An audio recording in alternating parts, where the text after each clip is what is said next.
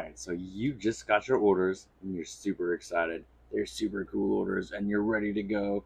Bad news, Buster. There's a lot of stuff that can disqualify you from going to your super cool new orders. We'll talk about that a little bit later.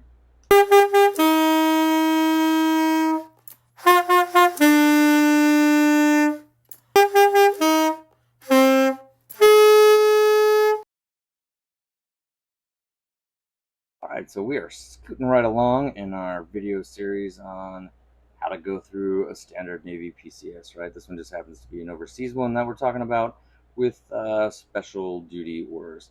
So we're going to pick up right where we left off. Today, we're talking about the special duty screening. All right. So, how do you know that you have to do a special duty screening? Well, read your orders, duh. There will be a little paragraph in there that tells you need to screen, and it's super specific. All right, so the paragraph in the order says, detaching command, member being assigned to a flag officer staff duty requiring special screening. Member must meet eligibility qualifications as set forth in MIL-PERS Man 1306 Tag 945. Report eligibility status in accordance with MIL-PERS Man 1306 Tech 900 within 30 days upon receipt of orders. Member with the blah blah blah blah blah blah. All right, they're not all going to say the same thing. Just because my orders are a flag officer staff, right? I have to do this particular screening. Different kinds of special duty are going to have different screenings, but it's all going to be pointed out in a blurb like this one, telling you exactly which screening you need to do and blah blah blah, in accordance with what overarching instruction, right? So we pull that screening instruction out of there, 1306945, and we're going to pull that instruction up and look at it.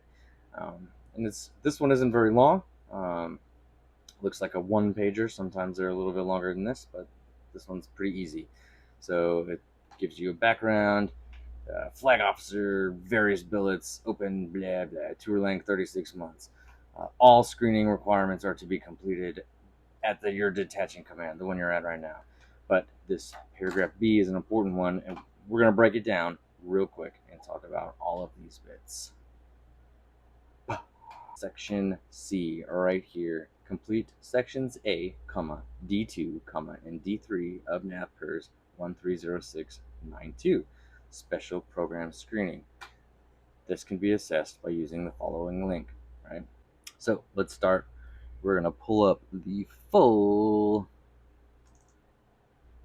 screening right here. So there's page 1, bunch of different sections. There's page 2, some more sections, and there's page 3, the most important section. So let's break this down. Section A, general criteria, right? This is just a bunch of questions. Really, your PERSO or personnel officer is going to fill this out with you. Within the last 36 months, has a member been found unsuitable, disqualified for any other programs? Yes or no? And then the PERSO is going to initial their performance evaluations. Have you sucked on any of your evals? Yes or no? Have you gone to NJB or court martial? Yes or no, within a certain amount of time. Have you had any alcohol-related incidents? Meaning, did you get drunk and punch someone, or get drunk and drive your car into each or some stuff? Has a member had any involvement with illegal drugs? Basically, have you done anything bad is the most of this, yes or no. And then, have you done the required officer or reenlistment or extension, whatever it is, to fulfill these orders? And then, are you within height weight standards? So PERSO fills this out with you, yes or no. Hopefully you answer right. And we move on to section B, medical dental screening. So you have to actually go to medical and dental and have them give you a workup, look at you, make sure you're healthy in their respective fields, and then they just simply mark yes, no, initial, and a medical officer, dental officer sign right there saying you're good to go or you're not good to go. Section C, financial command or command master chief, right? That's not an or. You're going to do both. So you're going to sit down with the command financial specialist, probably going to have you fill out like this budget and determine whether or not you are financially ready to go to a special duty. Usually special duties require a little bit more of your focus. They don't want you bothered by crazy amounts of debt at home. So they just make sure you're financially sound. And then you'll talk to the Master Chief, and he overall is going to judge all the things together and give his recommendation. Yes or no, you should go to these orders. Now, um, some additional stuff depending on, remember that paragraph in the other instruction where called out certain sections. You might have to do this, you might not, you might have to do some of this.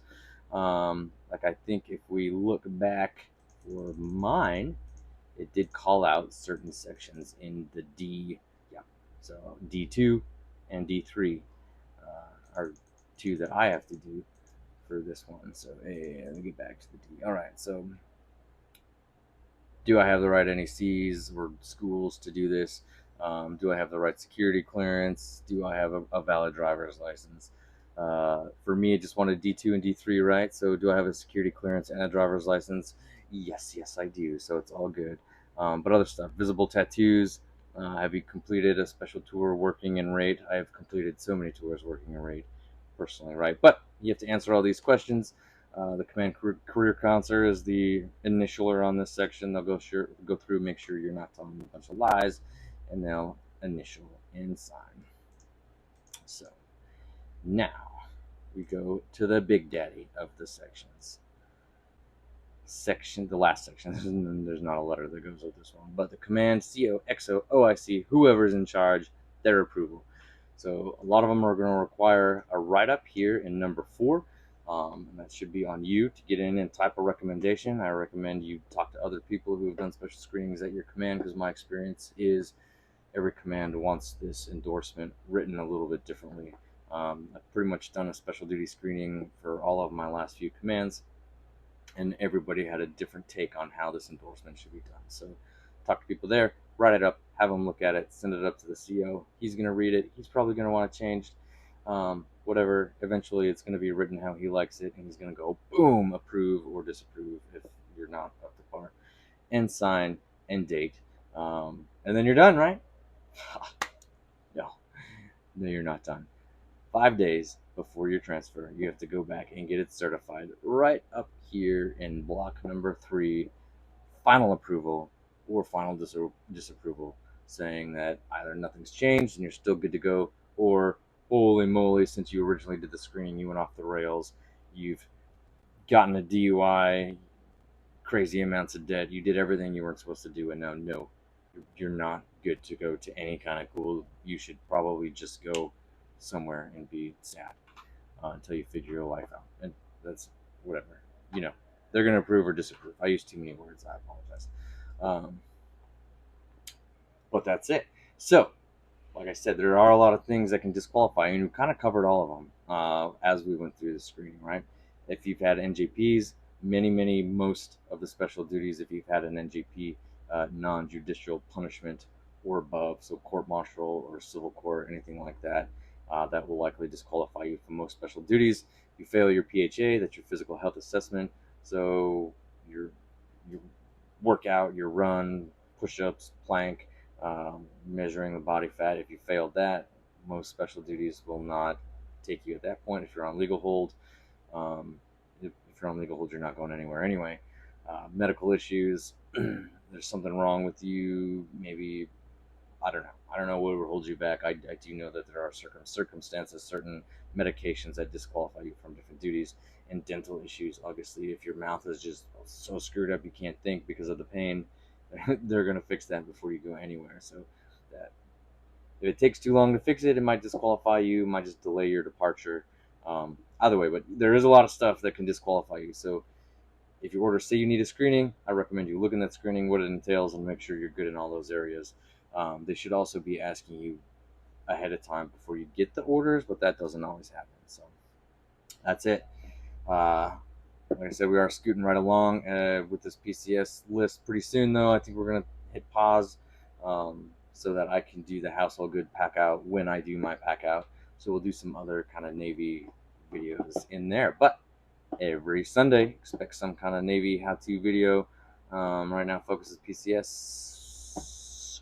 Speaking of which, I got like 4 other videos already made about this process. So if you're jumping in right now, go back, start at number 1, get the whole process so you know how to do what you're doing. If you have questions, Sometimes I explain things weird. Put it in the comments, and I'll try to answer them. That's all I got. So bye.